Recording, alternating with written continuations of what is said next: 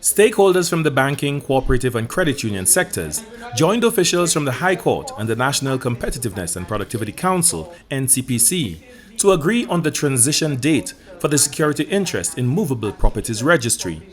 Lisa Florent-Montoute is the director of the NCPC.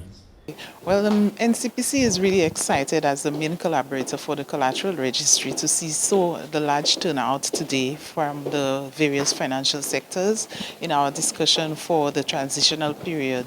So we're hoping at the end of this exercise that we will reach a consensus on the transition period that all will be agreeing on. The transition period will allow the financial institutions to migrate their existing securities from their current system to the new security interest in Movable Properties Registry. The registry system will be housed and managed by the High Court. Daniel Francis is the registrar at the Eastern Caribbean Supreme Court. I think the session went extremely well. It was quite engaging, and I do think there's a general sense of excitement from the financial institutions and the credit unions about the introduction of the system. They've seen, well, at least in paper thus far, what the system is designed to achieve, what the issues that the system is designed to address, and I can safely say that we seem to have some considerable consensus on moving together in achieving this registry system.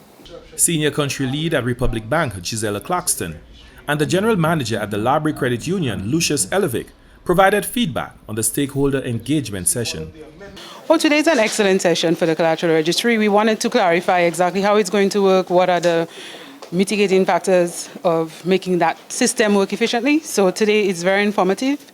It provides clarity on how exactly the public is going to benefit from this and us as a financial institution to ensure our security is registered.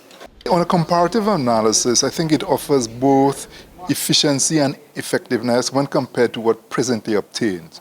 One of the things we're talking about is their ability to search. Presently, the ability to effectively search the current system is quite limited, and we think that would be a great advantage in terms of, it falls both under the category of effectiveness and efficiency. And the other question of the costs. The cost per transaction, I think we are suggesting a really reasonable cost. So I think for our members and consumers, it would then make this kind of transaction definitely cheaper and beneficial to our members. This stakeholder engagement allowed the officials from the NCPC and the High Court to address many of the questions and concerns from the financial sector representatives concerning the transition period to the security interest in Movable Properties Registry. Well, I think the primary concern that came out of today's discussion was the preservation of the rights of the creditors whilst we transition from one system to another, and whether there would be any potential for them to lose what we call their order of priority in making that transition. But luckily enough, through the legislative process and a lot of the other underpinnings of the system, those rights are preserved and maintained so that the institutions need not worry about a loss of any right or priority in transitioning over.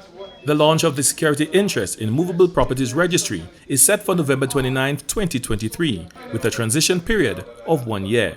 This is to allow all existing securities to be migrated to the new security interest in Movable Properties Registry. For the National Competitiveness and Productivity Council, Glenn Simon reporting.